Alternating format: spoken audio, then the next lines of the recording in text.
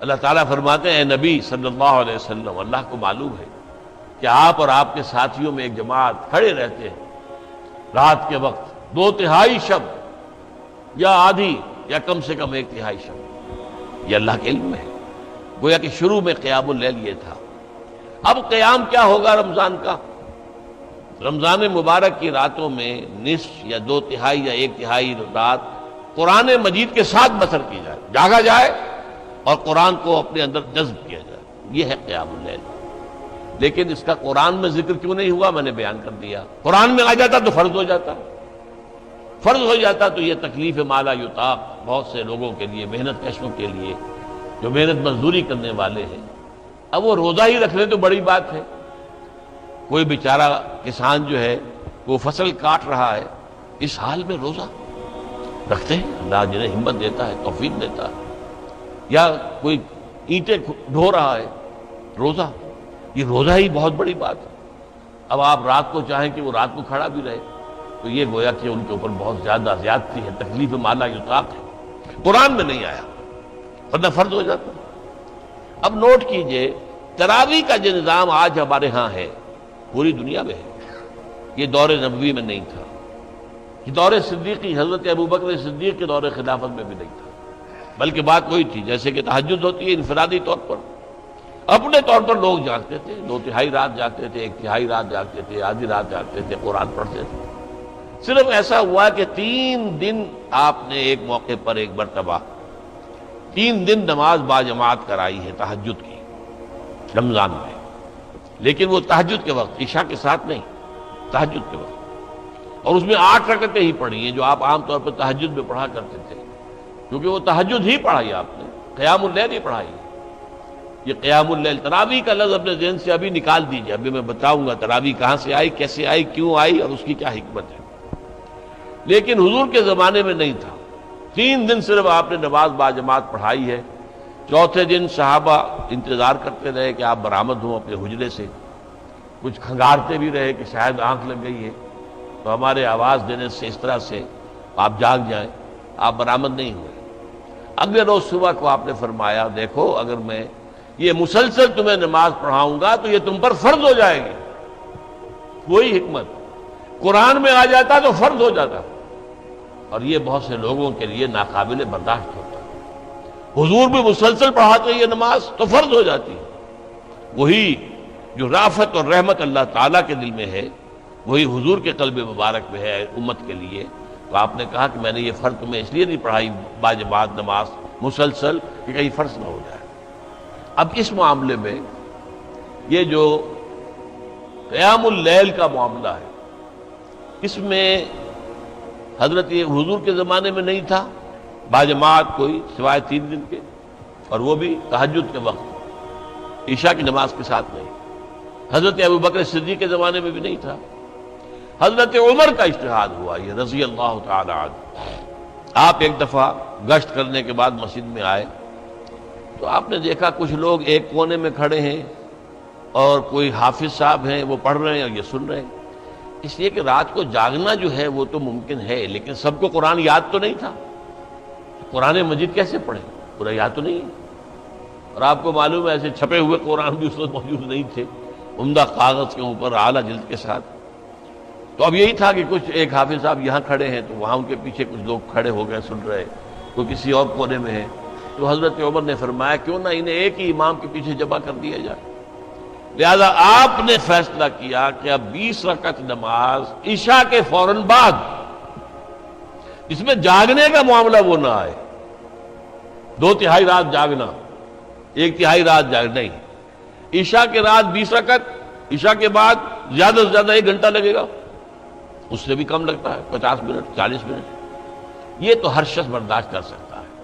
تو گویا کہ اصول کیا ہوا کہ ما لا یدرک کلہ لا یترک کلہ، اگر کوئی چیز بتمام و کمال حاصل نہیں کی جا سکتی تو اسے بالکل چھوڑ نہیں دینا چاہیے، کچھ جو بھی حاصل ہو سکتا ہے وہ لے لینا چاہیے۔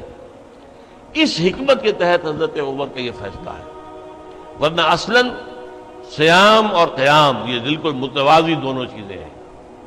وہ حدیث آپ نے سنی ہوگی، حضور نے فرمایا من صام رمضان ایمانا واحتسابا غفر له ما تقدم من ذنبه، جس نے رمضان کے روزے رکھے ایمان کے ساتھ اور اللہ سے اس کا اجر مانگتے ہوئے، اجر طلب کرتے ہوئے، اس کے پچھلے سارے گناہ معاف ہو جائیں۔ وَمَنْ قَامَ رَمَضَانَ ایمانا وَاحْتِسَابًا غُفِرَ لَهُ مَا تَقَدَّمَ مِنْ ذَنبِهِ، اور جو رمضان میں کھڑا رہا، رات کو جاگتا رہا ایمان اور احتساب کے ساتھ، اس کے بھی پچھلے سارے گناہ معاف ہو جائیں گے۔ ایک اور حدیث ہے، بہت پیاری ہے، یہ حضرت عبداللہ ابن عمرو بن العاص رضی اللہ تعالی عنہما سے ہے۔ وہ فرماتے ہیں کہ حضور نے ارشاد فرمایا الصیام والقرآن یشفعان للعبد، روزہ اور قرآن بندے کے حق میں شفاعت کریں گے قیامت کے دن۔ یقول الصیام، روزہ یہ کہے گا اے رب، اے پروردگار، منعتہ الطعام والشہوات بالنہار، میں نے تیرے اس بندے کو دن کے وقت کھانے پینے سے روکے رکھا، قضاء شہوت سے روکے رکھا، حالانکہ بیوی موجود تھی اور اس کے لیے حلال راستہ موجود تھا، لیکن رکا رہا کیوں؟ میری وجہ سے کہ روزہ ہے، تو میری شفاعت اس کے حق میں قبول فرما۔ وَيَقُولُ القرآن، قرآن کیا کہے گا؟ مَنَعْتُهُ النَّوْمَ بِاللَّيْلِ، میں نے اسے رات کے وقت سونے سے روکے رکھا، فَشَفِّعْنِي فِيهِ، تو میری شفاعت اس کے حق میں قبول فرما۔ فَيُشَفَّعَانِ، حضور فرماتے ہیں دونوں کی شفاعت قبول کی جائے گی۔ اب سوال یہ ہے کہ اس تراویح کی نماز میں کتنی کچھ رات کو آپ کو جاگنا ہو جاتا ہے؟ آج کل 11 ساڑھے 11 سے پہلے کچھ ہوتا ہے، عام طور پر تو 12 بج جاتے ہیں۔ یہ عشاء کی نماز کے ساتھ اگر اضافی آپ 1 گھنٹے جاگ دیے تو کیا یہ منعتہ النوم باللیل اس کے مصداق بن گیا؟ نہیں، یہ چیز اصل میں حضرت عمر کا اجتہاد ہے، اور چونکہ ہمیں حکم ہے علیکم بسنتی و سنت الخلفاء الراشدین المہدیین، اے مسلمانوں تم پر لازم ہے میری سنت کا اتباع اور میرے خلفاء راشدین المہدیین کی سنت کا اتباع۔ لہذا اہل سنت والجماعت کے جو چاروں مسلک ہیں ان میں تراویح کا یہ نظام ہے۔ اہل حدیث حضرات اس کو نہیں مانتے، 20 کی بجائے 8 پڑھتے ہیں، حضور سے 8 ثابت ہے، یہ صحیح ہے، حضور سے 8 ہی ثابت ہے، کہ حضور سے تو پھر صرف 3 دن کی ثابت ہے، یا تو پھر پورا اگر حدیث پر عمل کرنا ہے تو یہ پورے رمضان میں تراویح پڑھنا آپ کے لیے درست نہیں ہوگا، پھر 3 دن پڑھائیے صرف، باقی انفرادی پڑھیں لوگ۔ لہذا یہ بات حقیقت یہ ہے کہ ہمارے لیے حضرت عمر کا اجتہاد، حضرت عمر نے خود اسے بدعت قرار دیا۔ پھر ایک اور موقع پر آپ مسجد میں داخل ہوئے، دیکھا لوگ پڑھ رہے ہیں، امام کے پیچھے کھڑے ہیں، پوری جماعت ہے، سکون کے ساتھ قرآن سن رہی ہے، تو آپ نے تبصرہ فرمایا نعم البدعۃ ھذہ، یہ ایک اچھی نئی بات ہے جو ہم نے شروع کی ہے، نئی بات ہے، دور نبوی میں نہیں تھی، دور صدیق اکبر میں نہیں تھی، تو نعم البدعۃ ھذہ، یہ ہم نے ایک نئی بات جو شروع کی، بہت اچھی ہے، بہت خوبصورت ہے، بہت عمدہ ہے۔ یہ ہے اصل میں قیام اللیل کا اصل مقصد۔ اس سے یہ تراویح کا جو ہے یہ کہ بالکل محروم نہ رہ جائے، تو اس حد تک تو بالکل ٹھیک ہے، یہ 20 رکعتیں، لیکن یہ کہ اس کے اوپر اکتفا کر لینا یہ بدقسمتی ہے۔ اس میں خیر تو یہ مضمر ہوا کہ سب مسلمان کچھ نہ کچھ تو مستفید ہو گئے نا، ورنہ سب رات کو 2/3 آدھی یا 1/3 رات جاگنا مشکل ہو جاتا، کچھ نہ کچھ تو سب کو حاصل ہو گیا۔ لیکن اس کا ایک برا نتیجہ یہ نکلا ہے کہ وہ قیام اللیل سرے سے اوجھل ہو گیا دنوں سے، تراویح ہی کو مستقل اور ہمیشہ کے لیے بات سمجھ لیا ہے کافی ہے۔ نہیں بھائی، یہ تو کم سے کم ہے، یہ حضرت عمر کا مقرر کردہ نظام تمام لوگوں کے لیے ہے، لیکن جو لوگ روزے کی برکات سے اور رمضان کی برکات سے صحیح طور پر مستفید ہونا چاہیں ان کے لیے یہ کہ رات کا تہائی یا آدھا یا 2/3 رات جا کر گزارے۔ اب اس کا طریقہ کیا ہو؟ اب ہمارے ہاں کیا ہے، وہ 20 تراویح جو پڑھتے ہیں، وہ قاری صاحب یا حافظ صاحب جو سناتے ہیں، وہ لوگوں کو کیا پتہ کیا انہوں نے سنا، کیا انہوں نے پڑھا۔ اکثر و بیشتر تو پڑھنے والے کو پتہ نہیں ہوتا میں کیا پڑھ رہا ہوں۔